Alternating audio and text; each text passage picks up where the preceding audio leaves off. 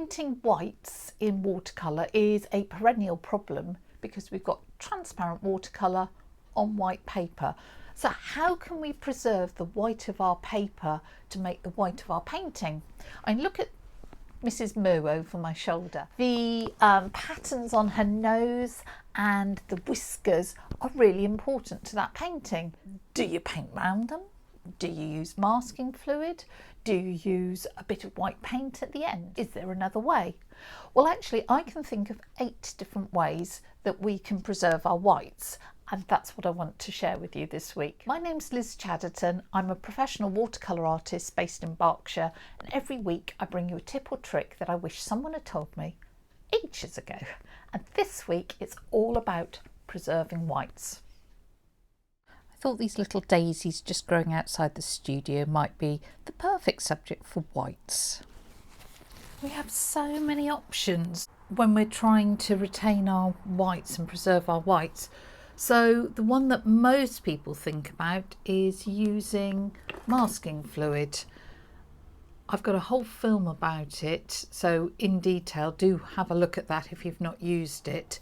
This is a blue one and I thought I would use that just because it'll show up better on the film.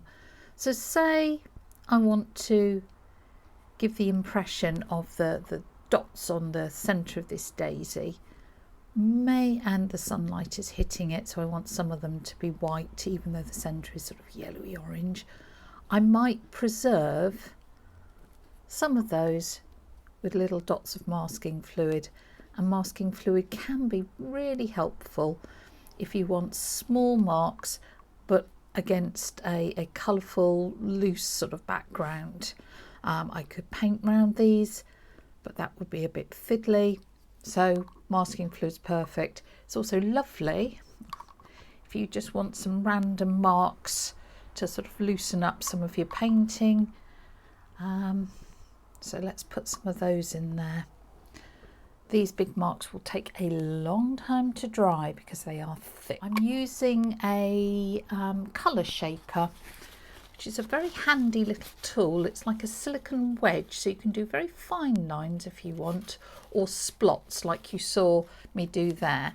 And when it's dry, you can literally just peel the masking fluid off. If you use a brush, dip it in soap or a concentrated washing up liquid solution to stop it sticking to the bristles. So those are all dry. Do check, say, any big blobs you've done just to make sure it doesn't come off on your finger, because if it comes off on your finger it's going to come off on your lovely brush, which would be annoying. So yeah, we think about masking fluid for preserving whites, but let's not make life complicated and actually simply drawing round even very small white areas is totally possible. So always go for the easiest option if you can, of thinking, right, I want to preserve that white, I'll simply paint round it. I'm just using a little bit of ultramarine and putting in a bit of phthalo blue just to make a little bit more interesting in this very sort of simple painting. You're just painting around the white makes our lovely daisy appear. But say you've done this and you have gone over lines and you don't like what it's done. Another way of getting your whites and reserving those whites is to actually lift while it's still wet. So I've got a damp brush and I can just lift the paint. I can take off any excess with my sort of kitchen towel, and depending what colour you've used, you will get back pretty much to the white. Now, if you've used a very staining colour, you might not. I'm just going to soften off some of these edges because they're sort of further away. So let's get that centre in. I'll just pop in some yellow. And you can see how easy it is just to go straight over that masking fluid we've put there. And I'm just popping a little bit of orange and some of that to flow up into some of these petals, which is just for a bit of fun. We lifted out when it was wet. Of course, we can lift out when it's dry. So if you looked at this and thought, oh, I don't like the shape of this particular petal, we can use a short flat brush. I find those the best. It's just damp, so you've taken the moisture off, and then you can soften and lift out shapes. Now, if you've again used quite a staining colour, you will lighten it, but certainly not get back to white. But always remember that we view white in relation to the colour around it. So say here, I think, oh, I don't like that colour. You know, there's the colour's gone into the white petal. I'm not happy about that. By actually increasing the contrast, it will make that petal look whiter. So, you know, just think about contrasting should you not be happy with the white that you have retained. One method which is really useful is to use a wax resist. You can just use a white candle or a white crayon, just a sort of children's white crayon. So say on these petals, I want to put some shadows in and still retain some white. Oops. I can put some marks in with my candle and then paint over them. Here we go. And can you see the white that's retained? But the big problem, so I was going to tell you the big problem, is that once it's on the paper, it's not going anywhere. So if you put it in the wrong place, you are officially stuck. If you put too much on, tough. It is hard to see where it's gone. So you have to use your judgment and just go careful. This is really nice to do, say, the stripes on a lily. That could be really nice.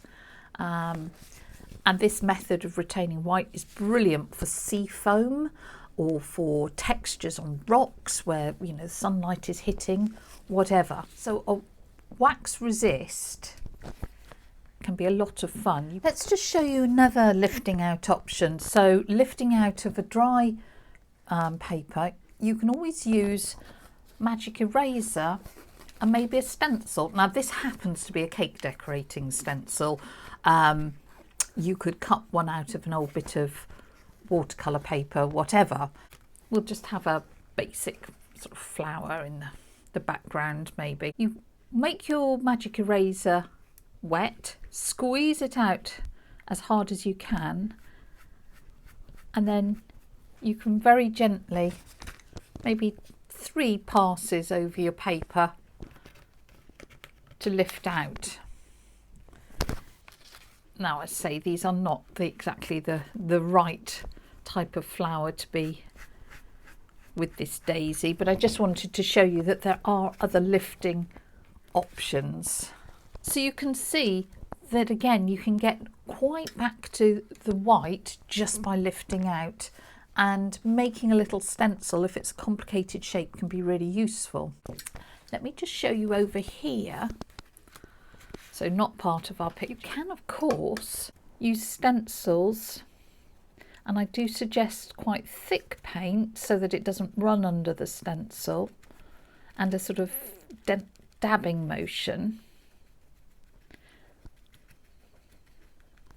If you either have cut your own stencil or you happen to have one, it's quite nice to do this through lace if you want an interesting sort of background in a more abstract piece. And that can be a great way of saving whites in a really quick way. Now you quite often do get a raggedy edge. That's just life, I'm afraid, and that's going to have to be part of the process. But don't overlook the idea of stenciling. And again, with these little flowers that I just lifted out, now they're too perfect and symmetrical, aren't they? But I could muddle them up and go in for that, what I was saying about contrast, that everything white will look whiter against a dark background than it does against a pale one. So I could muddle up the edges of these and increase the contrast to make them a little more natural and to sort of stand out a little. So we must take off our masking fluid, and that's very easy to remove just with gently rubbing with your finger.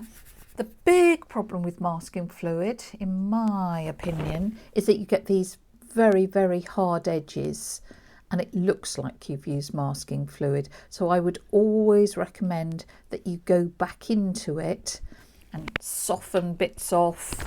Again, you could use that little damp brush just to soften edges, or add a little bit of colour that can soften them, and it makes it all look a lot more natural. Just get a green stem in there.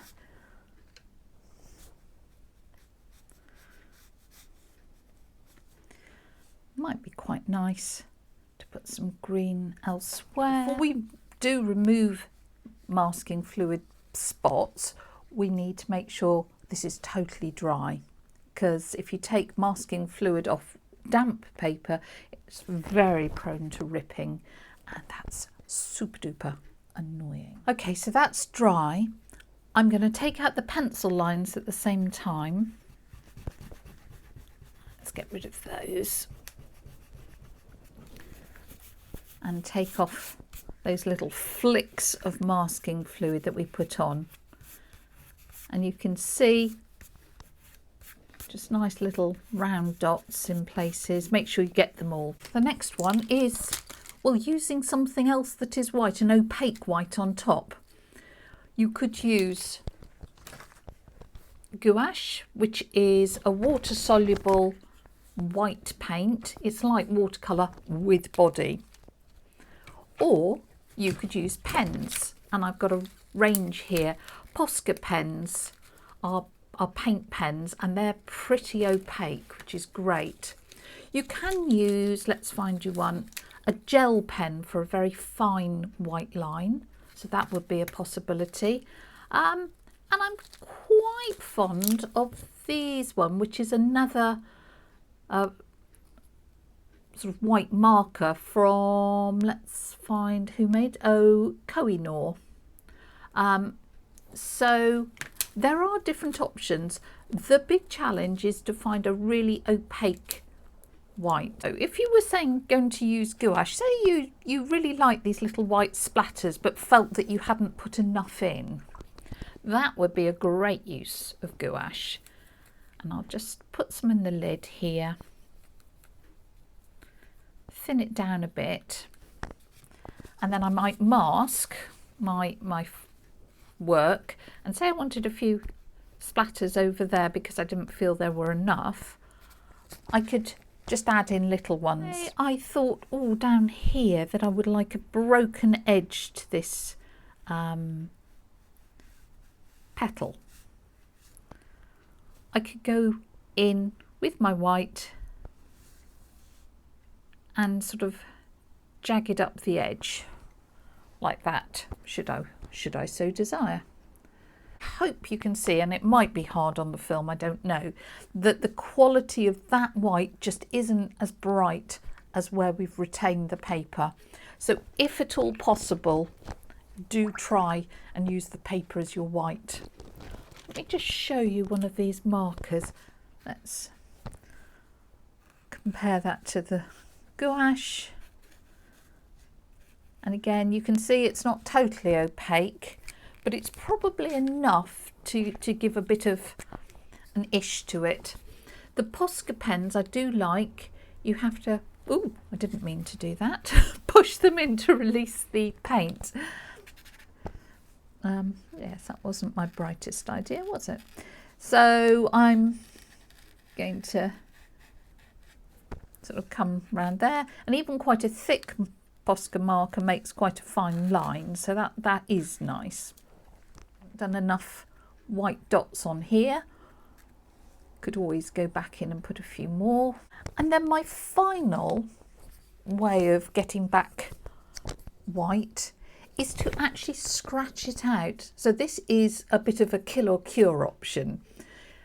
Brilliant if you've been painting an eye and you've lost the little highlight. You can right at the end pick a little bit of the paper off to reveal the white. You need to do this totally at the end because you are damaging the paper, and if you paint over it again, the paint will sink in unevenly and actually sink in really dark. So say down by the stem, I fancied a little sort of echoing line of the stem. I can basically scratch off the paint and reveal the white paint, white paper even underneath. So I could go here. This can be really good if you're, say, doing eyes, or I don't know, painting water and you want a little sparkle where there's some ripples. It can be very good for doing that. So there you go, my 8 different ways of reserving whites or getting whites back. Each one has advantages. Each one is possibly a little bit trickier than the others, but they all have their place, and it's worth having them in your sort of arsenal for when you need them.